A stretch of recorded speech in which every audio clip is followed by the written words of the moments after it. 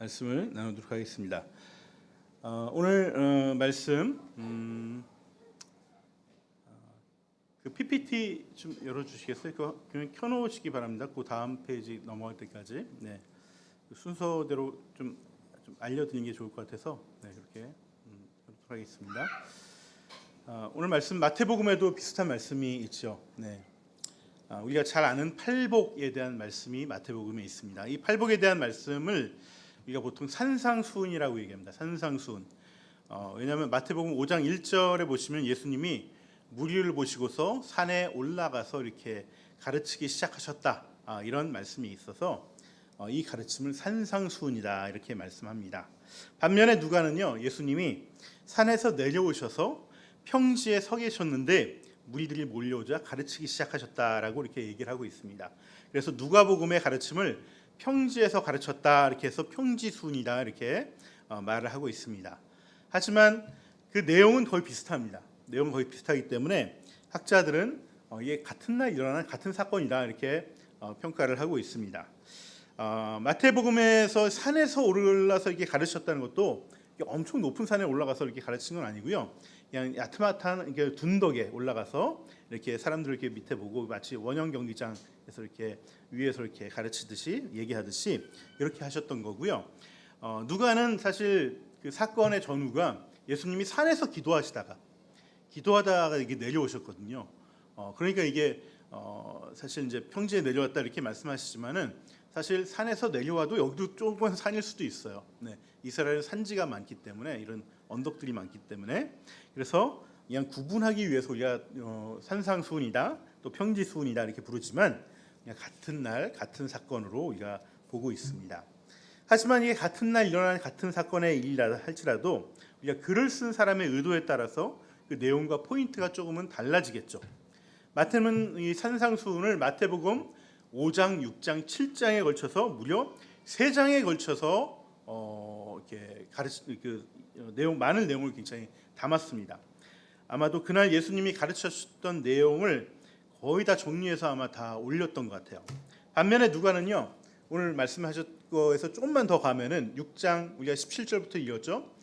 조금만 더 가면은 한 40 몇 절쯤에서 끝이 납니다. 그래서 한 30절 내외의 짧은 글로 이렇게 분량을 간략하게 기록하였습니다. 자, 이렇게 긴 글이 있고 짧은 글이 있으면은 사람들은 어떤 글을 더 좋아할까요? 짧은 글 좋아하죠. 특히 요즘은 그 동영상도 쇼츠라고 막 1분 내에 이런 동영상을 보는 시대라서 짧은 이 평지수훈을 더 좋아할 것 같습니다. 하지만 대부분의 사람들은요 산상수훈을 더 좋아합니다. 산상수훈을 더 좋아해요. 심지어 평지수훈이란 말은 잘 모르시는 분들이 굉장히 많습니다. 처음 들어 그런 수훈도 있어? 이렇게 말씀하실 분이 있을 정도로 이 마태의 산상수훈을 더 좋아합니다. 사람들이 더 많이 알고 그렇습니다. 그 이유는 마태는 이 산상수훈에서 제일 먼저 복을 얘기할 때 팔복을 얘기하고 있거든요. 팔복.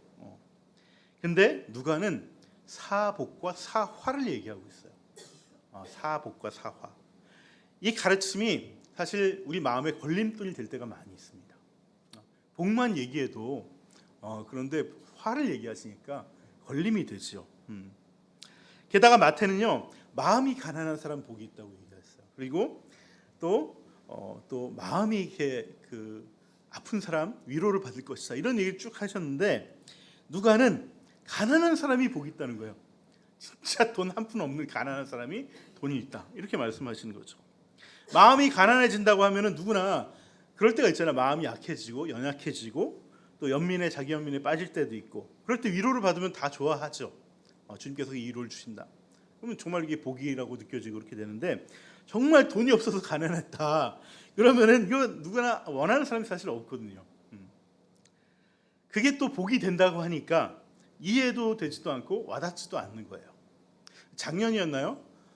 제가 마태복음을 작년에 했었나 재작년에 했었나 기억이 잘 안 나는데 팔복 강의할 때 마음이 가난한 자의 복, 마음이 애통한 자의 복, 의에 줄인 자의 복, 의를 위해 핍박받는 자의 복에 대해서 쭉 이렇게 말씀을 강의를 하고 나서 설교를 하고 나서 이 말씀 쭉 다 들으시더니 우리 김날리 집사님이 이런 말씀하셨어요. 하나님은 참 뭔 복 같지도 않은 것을 복으로 주신다. 이렇게 복이라고 말씀하시네. 이런 말씀을 하셨습니다. 기억나시나요? 네, 네, 우리 아기가 울고 있어가지고 네, 정신 없으신데 여러분 마태복음의 팔복을 듣고도 저런 마음이 들어요. 사실은 이게 솔직한 마음이죠. 저는 말씀에 대해 솔직한 반응을 굉장히 좋아합니다. 그런데 누가는요 마태보다 한술 더 떠서 그저 마음이 가난한 것도 아니고 의에 줄인 자도 아니고 마음이 애통한 것도 아니고 진짜 돈이 없어서 가난한 자, 진짜 먹을 게 없어서 굶주린 자, 슬퍼서 펑펑 우는 자가 복이 있다는 거예요. 게다가 24절을 보면은 부요한 자는 화가 있다. 부자들에 대해서 저주의 말씀을 막 하세요. 가난한 게 복이 있다는 것도 잘 받아들이기 쉽지 않은데 그 반대인 부자들에 대해서는 아예 저주를 하는 거예요. 이건 우리가 기본적으로 알고 있는 세상의 가치, 뭐 세상과 우리 교회를 떠나서 이 가치와 완전히 상반되는 거잖아요. 그래서 적어도 우리 뭐 큰 떼부자는 아니더라도 좀 그 살 돈은 있어야지. 다 그렇게 생각. 뭐 돈이 있으면 좋은 거 아니에요? 그런 생각 가지고 있는데 마치 돈에 대한 마음 자체를 아예 갖지 말라는 식의 이런 우리 욕구의 쐐기를 박아버리는 이런 말씀을 하시니까 이 사실 많은 사람들이 누가복음의 말씀을 별로 좋아하지 않습니다. 이 부분 살짝 넘어가고 뭐 마태복음에서 이 같은 말이니까 마태복음에서 은혜를 받자 이렇게 하시는 분들이 많죠. 그래서 사실 산상수는 알아도 평지수는 처음, 아마 여기서도 처음 들어보신 분들 많이 계실 겁니다. 네, 그런 분들이 많이 있습니다. 저도 사실 이 말씀을 준비하면서 이거 어떻게 말씀을 전해야 되나 굉장히 좀 힘들었습니다. 이 가난한 자의 복이라는 게 도대체 무엇일까? 헬라어로 하면 이렇습니다.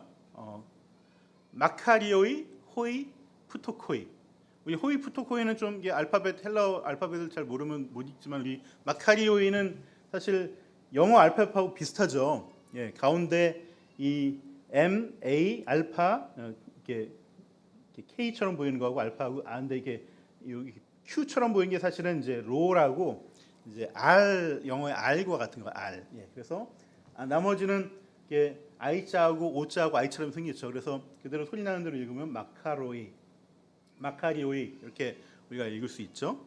뭐 이 정도는 우리가 그냥 기본 상식으로 마카리오이가 복이다 이렇게 좀 이해하시면 좋을 것 같습니다. 우리가 이 마카리오이라는 이 복이 있는데 이 복이 도대체 어떤 복일까? 이 부분을 좀 이해하고 넘어가야 이 말씀을 우리가 좀 받아들일 수 있을 것 같아요. 제가 이 말씀 준비하면서 이 복은 혹시 행복론을 얘기하는 것이 아닐까? 이런 생각을 해봤습니다. 행복론. 예전에 로버트 우스터라는 교수가 계셨는데 이분이 그 전 세계 나라의 행복도를 이렇게 조사했는데 놀랍게도 세계에서 가장 가난한 나라 중에 하나인 방글라데시아가 행복도 1위를 기록했다. 그런 얘기 한번 들어보셨죠? 네. 그래서 우리가 이제 가난하고 굶주려도 이게 또 어려울 때 우리의 영혼이 깨어나잖아요. 그래서 이래서 행복하다고 말씀하시는 게 아닐까 이런 생각을 또 해봤습니다. 그런데 문제는 헬라어에는요 이 행복이라는 단어가 따로 있어요. 행복이라는 단어가 유다이모니아라는 단어가 있는데 이 단어가 행복이라는 뜻입니다. 사실 우리말로는 이게 복이나 행복이나 그렇게 큰 차이가 없이 그냥 막 섞어서 쓰죠. 그래서 성경을 번역할 때도 이거를 구분해서 쓰지 않고 뭐 복이나 행복이나 이거를 섞어서 막 번역을 하기도 했었습니다. 하지만 헬라어는요 이 복과 행복을 엄격하게 구분해서 쓰고 있었어요.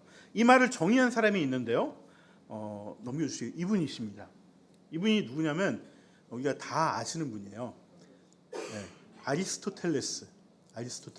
예. 이분이 기원전 300년 전의 분이시니까 예수님 전에 우리 알렉산더 헬라 제국 그 시절에 이렇게 활동하던 분이었죠. 신약 성경이 생기기 훨씬 전부터 활동하던 사람입니다. 그래서 우리가 신약 성경을 이렇게 이해할 때 그리스 철학자들이 말하는 이 신약의 어떤 헬라어의 개념들, 특히 추상적인 개념들에 대한 그들이 규정한 개념들을 우리가 좀 알고 있어야 돼요. 이거는 성경이 그리스 철학에 영향을 받았다는 것이 아닙니다. 신약 시대에 이미 사용하고 있던 대부분의 헬라어의 뜻들은 이런 그리스 철학자들이 이미 규정을 해놨어요.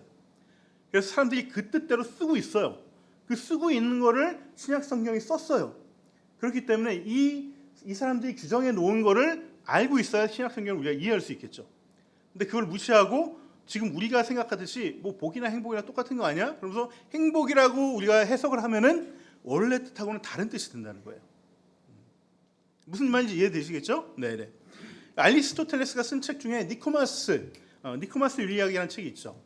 이 책이 이제 그 책에서 이제 유다모니아에 대해서 이 행복에 대해서 이제 설명을 했는데 이 니코마스는 아리스토텔레스의 그 아들이라고 하는 이렇게 설이 있습니다. 그 아들에게 자기가 하는 행복이란 이런 거야 아들아 이렇게 알려준 책이라고 할 수 있죠. 그 책의 첫 번째와 10번째 장에 행복에 대해서 풀어놓았는데 이렇게 간단하게 좀 줄이면 이렇습니다. 행복이란 것은 인간이 최선의 노력을 통해서 이루고자 하는 최고의 삶, 그 경지, 이것을 행복이라고 규정을 합니다. 우리 각자 나름의 행복의 기준이 있잖아요. 뭐 이 행복을 얻기 위해서 또 나름대로 노력을 하잖아요. 어떤 사람은 그냥 잘 먹고 잘 사는 게 나는 행복이야 이렇게 할 수도 있고, 또 어떤 사람은 내가 좋은 영향력을 베풀고 리더십을 베풀고 이런 것들을 하면 살아갈 거야 하는 사람도 있습니다. 또 누구는 나는 좀 존경을 받고 싶어, 좋은 일을 하고 싶어, 이게 이럴 때 나는 행복을 느껴, 이런 행복론을 다 가지고 있습니다. 어쨌든 아리스토텔레스는 이런 육체적인 쾌락이 아니라 재산이나 권력에서 느껴지는 어떤 만족감이 아닌 스스로의 절제나 도전이나 선행이나 여타의 그런 능동적인 인간의 노력을 통해서 최고의 덕을 발휘하고 누리는 상태를 행복한 상태다 이렇게 규정을 했어요. 어렴풋이 행복이 뭔지 알겠죠? 당시에 이게 행복이라는 이런 개념으로 쓰였다라는 것입니다. 그래서 우리도 보면은 믿지 않으신 분들 가운데서 이러한 행복을 얻기 위해 노력하시는 분들이 굉장히 많이 있습니다. 나름 선한 가치를 또 이루기 위해 노력하시는 분들도 많이 있고요. 또 그런 사람들이 도달하려는 그 경지가 바로 유다모니아, 행복이라는 것으로 우리가 이해를 할 수 있습니다. 그런데 오늘 쓴 이 마카리오이는 이 행복이 아니에요. 복이라는 건데 복. 이것은 인간의 노력으로 도달할 수 없는 어떤 심적인 상태의 복을 얘기하는 겁니다.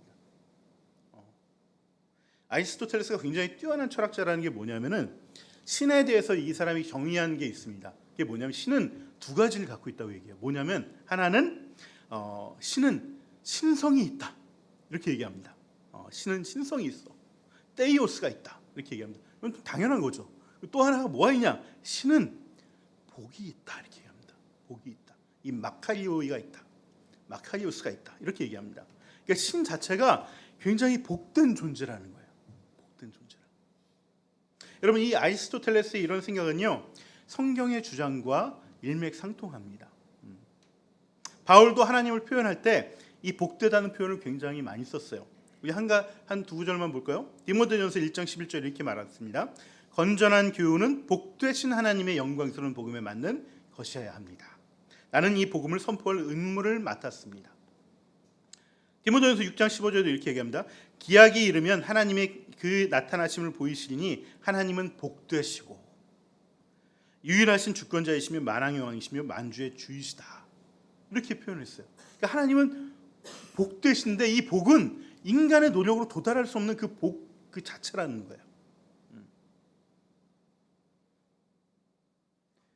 결국 오늘 본문에 나오는 이 가난한 사람이 받는 복은요, 이 마카리오이라는 복은 인간의 노력으로 도달할 수 없고 또 얻을 수도 없는 오직 하나님만이 가지고 있는 지고한 복의 상태, 이 복을 말하는 것입니다.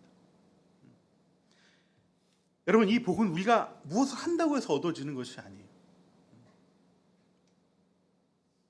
그런데 이 지고한 복을 누구한테 준다고요? 가난한 사람에게 준다. 굶주린 사람에게 준다고. 그리고 슬피 우는 사람, 주님의 이름으로 핍박을 받는 사람들에게 주신다는 거예요. 그럼 이 가난한 사람들, 굶주린 사람들, 슬피 우는 사람들, 주님의 이름으로 핍박받는 사람들이 누굴까요? 바로 제자들이라는 거예요. 제자들. 지난주에 제가 이 누가복음의 샌드위치 구조에 대해서 말씀드렸죠. 계속 그 선상에서 주님은 말씀하고 있어요. 지금 제자들이 주제예요. 제자들이 주제. 오늘 말씀도 20절에 뭐라고 합니까? 예수님이 눈을 들어 제자들을 보시고 말씀하셨다 하고 이 사복과 사화를 말씀하시는 거예요. 결국 이 말씀은 다른 사람이 아니라 오직 예수님의 삶의 방식을 따르기로 한 제자들에게 하신 말씀이라는 것이에요. 여기서 제자들이라는 것은요, 12명만 제자, 좀 전에 전절에 나왔던 뽑혔던 12명만이 제자가 아닙니다. 예수님은 이 12명은 제자들 그룹의 대표로 12명을 뽑은 것이지, 제자들은 항상 같이 다니는, 숙식을 같이 하셨던 제자들이 한 70여 명이 있고요. 그다음에 집에서 출퇴근하던 제자들이 한 500여 명이 있습니다. 그렇게 같이 이제 이렇게 몰려 다니셨어요. 움직이신 거죠. 이 제자 그룹을 통해서 나중에 어떻게 돼요? 마가의 다락방에서 교회가 태동이 되고 수백 명, 수천 명의 또 제자들이 생겨나게 된 것이죠. 그래서 2000년이 세월이 지나서 우리들에게까지 온 것입니다. 그래서 이 말씀은 우리들에게 한 거예요. 우리들에게.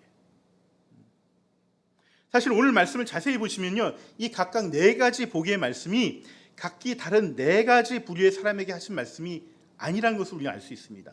제자들 모두에게 닥칠 각각의 상황에 대해서 말씀하신 거예요. 처음에 너희는 가난한 사람들에게 복이 있다고 말씀하지만 곧이어 지금 굶주린 사람들, 지금 슬피 우는 사람들이 복이 있다 얘기하십니다. 그리고 이런 상황이 바로 예수님으로 인해서 너희가 미움을 받고 배척당하고 욕을 먹고 내침을 당하는 상황이라는 것을 부연 설명하고 있는 거예요. 네 가지 상황이 다 같은 상황 내지는 서로 연관된 상황이라는 거예요. 제자들이 겪어야 되는. 너희들이 제자로 부름받고 제자로서 삶을 살아가다 보면은 늘 가난하지는 않겠지만 어떨 때는 굶주릴 때도 있고 가난하게 될 때도 있고 또 슬피 울게 될 때도 있는 거예요. 비록 그럴 때 바로 그 지금에 하나님은 하나님만이 가지고 있는 그 지구한 복을, 그럴지라도 그 복을 그 제자들에게 주신다는 것입니다. 이런 가난한 상황은요, 우리가 주님의 일을 하다가 갑작스럽게 우리가 당할 수도 있습니다. 또 우리가 우리의 연약함으로 인해서 스스로 자초한 상황일 수도 있어요. 때로는 우리를 연단하기 위한 시험의 상황일 수도 있습니다. 어떠한 상황이든 그 상황이 우리가 제자로 우리의 인생을 다시 살아가기로 결단한 이후의 상황이라면, 하나님 앞에 서 있는 그런 자리라면은 하나님은 그 지고한 복을 제자들인 우리에게 그 상황에서 부어주신다는 거예요. 주님은 요한복음 13장에서 주님처럼 섬기는 자에게 이 복을 주신다고 약속하셨습니다. 우리 13장 16절 한번 볼까요? 내가 진정으로 너희에게 말한다. 종이 주인보다 높지 않으며 보냄을 받은 사람이 보낸 사람보다 높지 않다. 너희가 이것을 알고 그대로 하면 복이 있다. 여기도 마카리오의 복을 주신다고 얘기했습니다. 이 말씀이 언제 하신 말씀이냐면 예수님이 제자들 발을 씻긴 다음에 하신 얘기예요. 나도 너희들 발을 씻기는데 너희는 나보다 더한 섬김을 해야 되지 않겠니? 스승인 내가 이렇게 하는데 제자인 너희는 더한 것을 해야지. 이것을 알고 너희가 하면, 너희들도 이렇게 섬기면 마카리오의 이 복을 내가 주겠다는 거예요.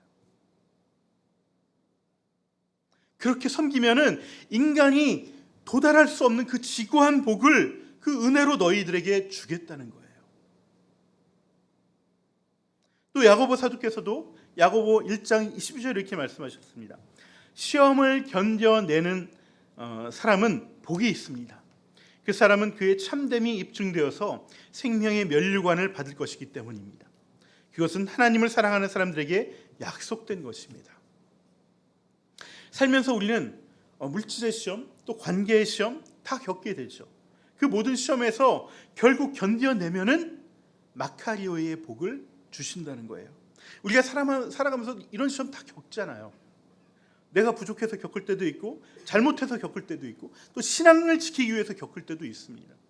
하지만 그 어떠한 경우라도 그 시험을 견뎌내는 사람, 그때의 그 가난함과 굶주림과 슬피움과 신앙으로 인해서 세상으로부터의 어떤 단절됨, 배척당함, 이질감을 견뎌내는 사람은 하나님의 지구한 복, 이 마카리오의 복을 주신다는 겁니다.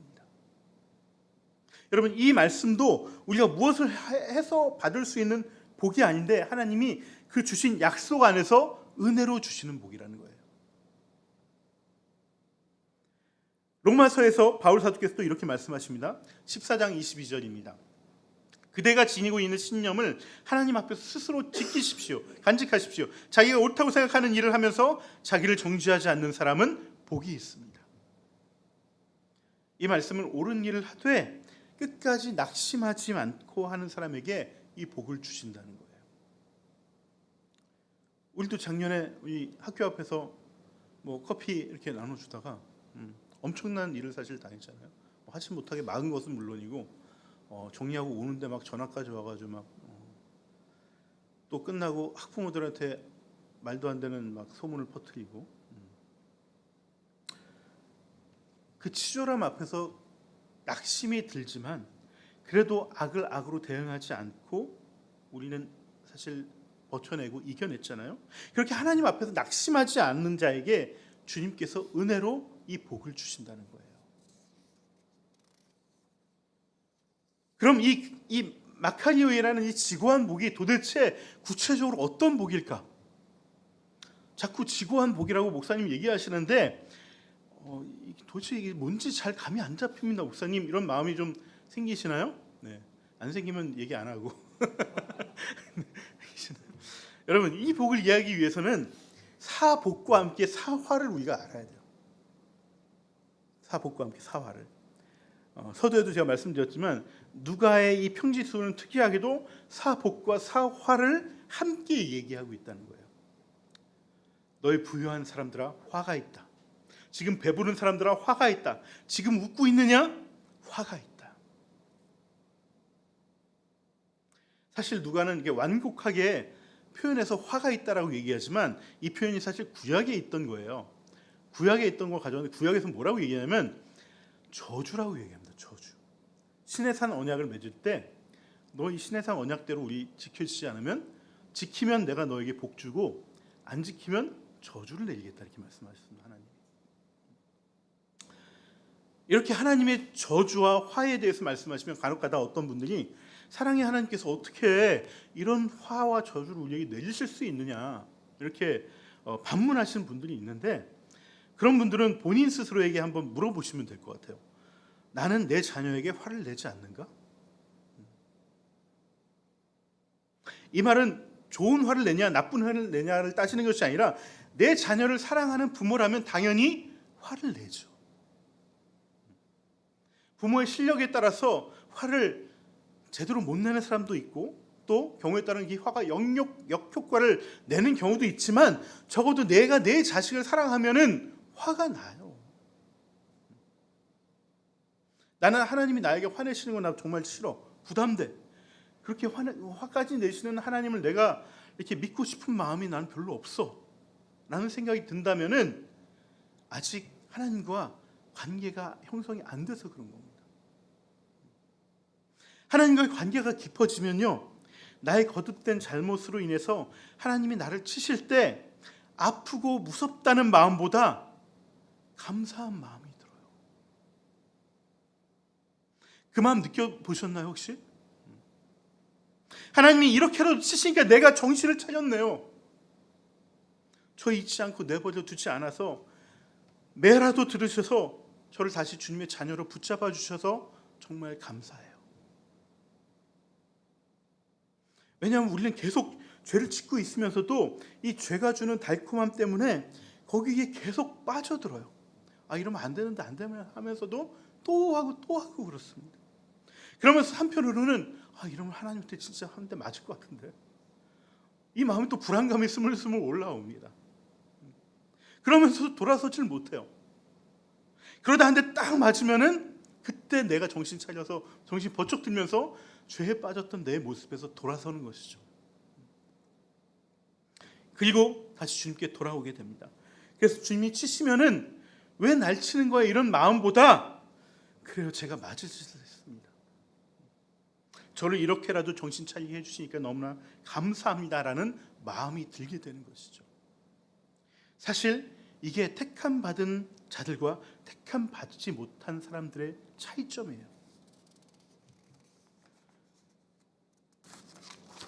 다윗이 밧세바와 간음한 후에 밧세바의 남편 우리아까지 죽이고 나서 정말 입에 담을 수조차 없는 그 엄청난 죄를 저지르고 나서 그가 하나님의 심판 앞에 섰을 때 다윗이 이 은혜를 경험했잖아요.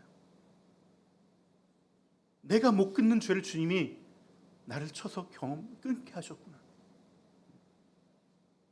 다윗같이 택함 받은 자들은 하나님의 화와 심판 앞에서 그 화가 쓰라리고 아프면서도 동시에 은혜와 감사로 인해서 그 안에서 기쁨이 올라오기 시작한다는 거예요. 반면에 사울같이 택함 받지 못한 자는 그 심판이, 그 화가 오히려 하나님과의 관계를 더 틀어지게 만들고 결국은 하나님을 떠나게 만든다는 겁니다. 여러분, 이 사복과 사화는 그냥 지나가는 사람들에게 하신 말씀이 아니에요. 주님이 제자가 되기로 한 사람들에게 하신 말씀이라는 것을 놓치면 안 되십니다. 그러기에 그 사람이 진정한 제자라면은 적어도 지금은 내가 제자답지 못하지만은 앞으로 제자답게 성장하기를 소망하는 자라면 이 화마저도 그에게는 감사와 은혜가 되어서 복으로 인도되어지는 통로가 된다는 거예요. 그렇다면 이렇게 화로 인해서 감사와 은혜가 있는데, 화로 인해서도 만약에 하나님이 그 제자에게 복을 주신다면 그 복이 얼마나 놀라운 복이겠습니까? 여러분 상상이나 가십니까? 이 복이? 주님 23절에 뭐라고 하시냐면 그날에 너희가 기뻐하고 뛰놀아라. 보아라, 하늘에서 받을 너희 상이 너무나 크다, 이렇게 말씀하십니다. 여러분, 기뻐하고 뛰논다는 이 표현은요, 잔치를 상징하는 은유적인 표현이에요. 주님은 공생의 사역 가운데 늘 이 잔치를 베푸시고 파티를 여셨는데, 여러분 고대 중동 지방에서는 이 환대와 파티의 문화가 굉장히 발달을 많이 했습니다. 그래서 진짜 한번 잔치가 벌어지면은 며칠 밤을 그냥 밤을 새고 놀아요. 뛰어놀면서 놉니다. 그런데 이게 유목사의 어떤 전통이거든요. 유목사에서는요, 누군가가 나의 집에 초대를 하고 그리고 천막에 초대하고 파티를 한다는 것은 이제 그 사람과 내가 한 식구가 됐다는 걸 얘기하는 거예요. 이제부터 너와 나는 한 식구야. 하나님만이 주실 수 있고 하나님만이 가질 수 있는 이 지고한 복을 가난한 자들, 지금 줄이고 지금 슬퍼하고 지금 주님으로 인해서 역경당하고 있는 당신의 제자들에게 주신다는 것은 너희와 내가 이제는 신적인 교감을 나누면서 그 지고한 복 가운데 서로 하나가 되는 기쁨을 경험하게 된다는 것을 말씀하고 있는 거예요. 그래서 이 말을 기뻐하고 뛰놀다라는 말로 표현하고 있는 것입니다. 이 지고한 복이 주는 이 기쁨을 더 이상 어떻게 표현할 수 있을까요? 이번 주 제가 주님 안에서 누렸던 이 지고한 복이 있었는데요. 그 말씀을 드리면서 오늘 말씀을 좀 맺을까 합니다. 이번 주 2월달 이제 월말이었잖아요. 월말이면 제가 늘 하는 일이 있습니다. 바로 이제 교회 월세를 내고 또 공과금을 내고 또 도서관에 8층의 월세와 기타 여러 가지 또 보내야 할 때는 돈들 다 보내고 그런 걸 합니다. 예배당의 월세는 우리가 여러분들이 내신 교회 헌금으로 보내고 또 도서관의 월세는 또 교회에서 일부 또 대기도 하고 또 나머지는 제 돈을 보태서 충당을 합니다. 우리가 다 식구니까 알아야 되니까 말씀드린 거예요. 그런데 이번 달에는 도서관을 내고 나니까 정말 탈탈 터니까 겨우 다 맞춰지는 거예요. 제 통장 여기저기 있던 통장 다 긁어가지고 그냥 몇만 원씩 다 이렇게 다 모아가지고 내니까 다 내지더라고요.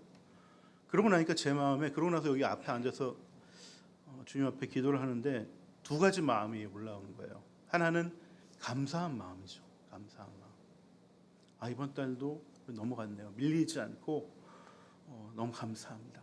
그래서 정말 요즘 제 주변에 들려오는 목사님들 얘기는 이 월세 못 내가지고 정말 이렇게 나가야 되는 그런 분들이 너무나 많거든요. 그런데 이렇게 지켜주시니 너무나 감사하다는 마음이 드는 거죠. 동시에 또 어떤 마음이 올라오냐면 나의 50 중반이 돼서 통장에 몇천 원밖에 없을 때 처량한 마음 있잖아요. 그 마음이 같이 올라오는 거예요. 그러면서 찬양도 하고 기도도 하고 이렇게 있는데 전도사님께서 우리 교회 한 지체 이야기를 전해 주셨습니다. 그 지체도 굉장히 좀 경제적으로 어려운 가운데 또 낙담을 하고 있다는 그런 얘기죠. 뭐 늘 어렵지만 또 그럼에도 불구하고 잘 버텨 나가고 있지만 또 갑자기 그 어려움이 훅 하고 이제 들어올 때가 있잖아요. 감정적으로 그런 상황이라는 것을 전해 받았습니다. 제가 그 이야기를 듣고 그 지체와 그 가정을 위해서 기도하는데 정말 눈물이 멈춰주지 않는 거예요. 주님, 이 가정 정말 지켜주셔야 되지 않습니까? 이 가정 세워주셔야죠. 정말 꼭꼭 대성통곡을 하면서 기도를 했어요. 한참 울면서 기도를 하다가 제가 그때 깨달았습니다. 지금 내가 기도하면서 들었던 이 마음이 바로 하나님 아버지의 마음이구나. 그 복되신 하나님과 내가 하나가 되었구나. 주님이 제자들에게 가난한 자에게 주시다는 그 지고한 복이 바로 이런 것이구나 하고 느껴지고 알게 되었습니다. 여러분, 오늘 주님이 주시겠다는 이 가난한 자들에게 주시는 복은요, 제자가 되어서 그 가난한 가운데서 함께 아파하시는 그 아버지의 마음을 느껴보지 못한다면은 정말 알지 못하는 복입니다. 이 복을 위해서 우리가 구태여 일부러 가난해질 필요는 없지만 그 아버지 하나님의 마음만은 우리가 함께 느끼며 아버지와 하나가 되는 그 지고한 복을 우리가 누려나가야 되지 않겠습니까? 우리의 몸 중에서 늘 신경 쓰이는 것은 어떤 것이죠? 내가 늘 다치고 방금 전에 다치고 아파하는 부위가 늘 신경 쓰이죠. 마찬가지로 아버지 하나님이 가장 마음이 가는 곳은 우리 가운데 아파하는 자들이라는 거예요. 주님은 인류의 죄로 인해서 괴로워하시는 아버지 하나님의 마음을 아시고 그 마음과 하나 되었기 때문에 제가 기꺼이 십자가를 지겠습니다 하고 주님이 십자가를 지신 것입니다. 우리가 그 주님의 제자가 되는 것은 이것과 마찬가지예요. 우리도 그 아버지 하나님의 마음이 있는 곳에 나의 마음이 함께 있길 원합니다. 아버지 하나님이 바라보는 그 영혼에게 내 두 시선이 향하길 원합니다. 또 기꺼이 나의 손과 발이 섬김의 손과 발이 되길 원합니다. 이게 바로 주님이 우리에게 하신 그 지고한 복을 받는 자의 모습이라는 거예요. 그때 우리는 그 마카리오의 복을 누리며 함께 기뻐 춤추는 큰 상급을 우리가 누릴 수 있게 된다는 것입니다. 이 시간 우리 아버지 하나님의 마음 이런 찬양 같이 하면서 저도 제자로서 그 복을 받기 원합니다 라고 결단하며 나가면 좋겠습니다.